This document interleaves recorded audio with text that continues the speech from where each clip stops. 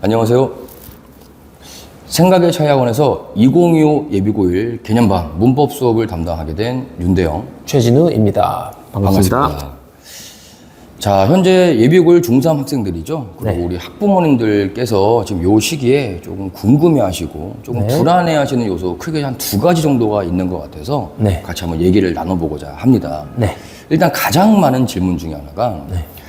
고등학교 영어 문법 공부를 1월 달에 가서 본격적으로 해도 되는데 왜 지금 요 시점인 11월부터 문법 공부를 해야 되는지 많이 궁금해 하시거든요. 이 부분 어떻게 생각하세요?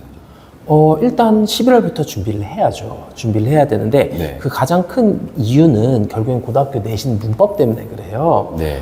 중학교 때와는 많이 다르죠, 시험 문제가. 그렇죠. 뭐 예를 들어서 중학교 때는 문법의 시험 범위가 있다면 고등학교 때는 문법의 시험 범위가 존재를 하지 않고 중1부터 중3 때까지 배운 모든 문법을 잘 활용해서 문제를 풀 수 있게끔 그렇게 출제가 되고 있습니다. 그러면은 지금 영상을 보고 있는 학생들하고 학부모님께서 요거 좀 궁금하실 것 같은데 혹시 중학교 영어 문법이랑 고등학교 영어 문법이 많이 차이가 나는지 그거군요. 답변해 주시면 좋을 것 같아요. 뭐 문법의 내용이 변하지는 않죠. 당연히 중1 그렇죠. 때부터 중3 때까지 배운 문법이 나오는 그렇죠. 거니까.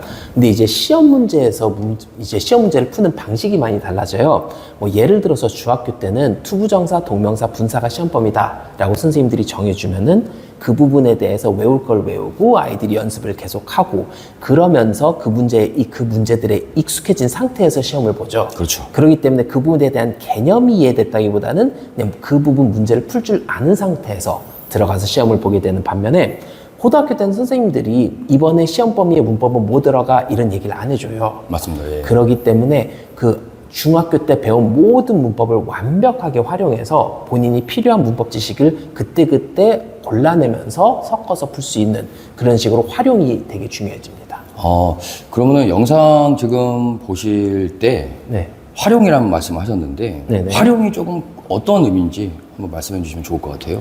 네. 자, 예를 하나 들어드리면, 예를 들어서 고등학교 때 문법 문제에 that이라는 단어의 밑줄이 그어져 있었어요. 그래서 그거에 대한 어법 적합성을 판단하는 문제예요. 그러면 이게 중학교 문제라면은 시험 범위가 관계대명사다. 그리고 that에 밑줄 그어져 있다. 그럼 아이들은 이 that은 무조건 관계대명사고 그 관계대명사에서 본인이 외운 걸 이제 적용해서 풀면 되는 반면에 고등학교 때는 이 that이 명사절 접속사인지 형용사절 접속사인지, 그래서 형용사절 접속사라면 관계대명사인지 관계부사인지 내지는 부사절 접속사인지를 먼저 판단을 하고 그 각 파트에서 본인들이 외운 지식을 활용해서 그 각 파트의 외운 지식을 활용해서 문제를 풀 수 있어야지 그 문제의 정답을 맞출 수가 있습니다. 영작 서술형은 어떤가요, 선생님? 그 영작 서술형 같은 경우는 학생들이 그 문법 지식을 활용해서 영작을 할 수 있어야 돼요. 예를 들어서 한 문장을 그 학생들이 쓰는 문제가 나오게 되는데 그 한 문장이 그냥 아무 문장이나 쓰는 게 아니라 문법적인 요소가 항상 섞여 있어요.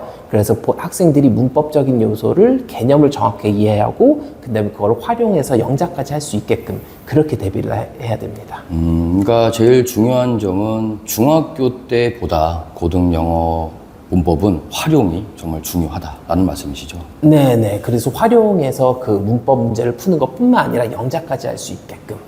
그렇기 때문에 저희가 이번에 그 예비고일 프로그램의 아이들이 그 문법 각 파트에서 배운 문법 개념을 적용한 문장들을 20문장씩 외우고 그거에 대한 영작 시험을 계속 보잖아요. 그렇죠. 네네. 그래서 저희가 그 클린 선생님이 2대1로 봐주고 그게 다 이제 그런 부분을 위해서 저희가 이제 대비를 하고 있는 거죠. 그렇죠. 네네. 그러면 또 아이들이 궁금해하는 것 중에 한 가지가 있는데 일단 고등학교 때 내신이 아이들이 어렵다고 많이 하잖아요. 근데 그 부분이 조금 이상한 게 결국에는 아이들이 배운 내용이 그대로 나와요. 그렇죠. 그리고 문법 문제만 나오는 것도 아니에요, 시험 문제. 그렇죠. 그럼 문법 문제만 나오는 것도 아니고 배운 게 그대로 나오는데 도대체 왜 어렵다고 하는 건가요?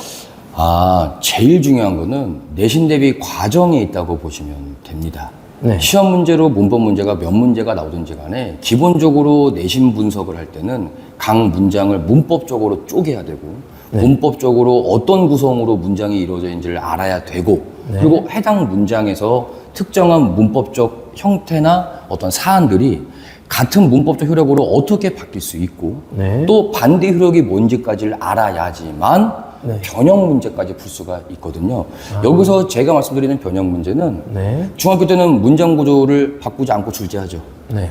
대부분의 고등학교가 그런 것은 아니지만 문장 구조를 바꿔서 출제하는 경우 처음 보는 문장을 시험장 그 자리에서 문법적으로 올바르게 분석해내야 합니다.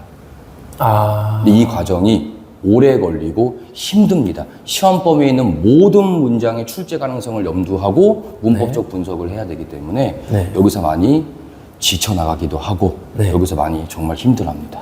아, 그러니까 한마디로 아이들이 그러니까 똑같은 내용의 문장을 여러 가지 문법을 활용해서 그걸 정확하게 활용해서 쓸 수 있어야 된다 이 말씀이시죠? 맞습니다. 예. 아, 그럼 정말로 11월, 12월에는 개념을 배우고 1, 2월 달엔 심화를 하는 작업이 꼭 필요하겠네요. 맞습니다. 꼭 변형 문제 대비만을 위한 것은 아닌데 네네. 주로 변형 문제가 소위 말하는 내신에서는 킬러 문항이 존재하죠. 네네. 예, 문법 킬러 문항은 변형 문제에서 출제가 되고 있습니다. 아, 그러면 어휘도 변형을 많이 시키겠네요? 어휘 변형 많이 되죠. 아, 사실 문법 변형과 문법 문제의 개수는 학교마다 상이한데 네. 지금 강동구 지역의 거의 모든 고등학교의 내신 영어에서는 어휘가 변형되어 출제되고 있습니다. 맥락상 같은 의미의 동의어, 맥락상 반대말의 반의어가 출제가 되는데 네. 제가 가끔 아쉬울 때가 네. 시험 범위 없던 단어가 조건에 제시가 되었어요. 그리고 처음 보는 문장에 그 단어를 적절하게 잘 사용했는데 네. 마지막 답변을 작성할 때는 문법적인 요소가 일치해야 합니다. 즉 어휘 뜻을 정확하게 알고 어휘를 정확하게 썼어도 네. 문장을 완성해야 되기 때문에 네. 감점을 당하거나 참고로 강동구에 있는 대부분의 고등학교는 서술형 빵점을 주죠. 네네. 그래서 완성된 정말 만점을 기하는 서술형 문제로 갔을 때도 결국에는 문법적인 요소가 네. 예, 결정적인 요소가 된다는 점 꼭 기억했으면 좋겠습니다. 아, 네.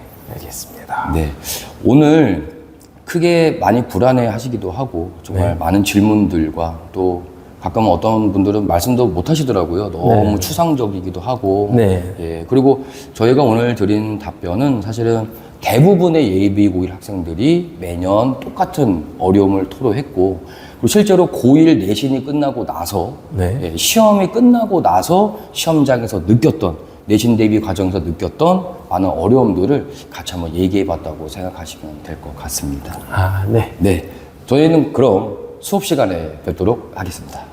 감사합니다. 감사합니다.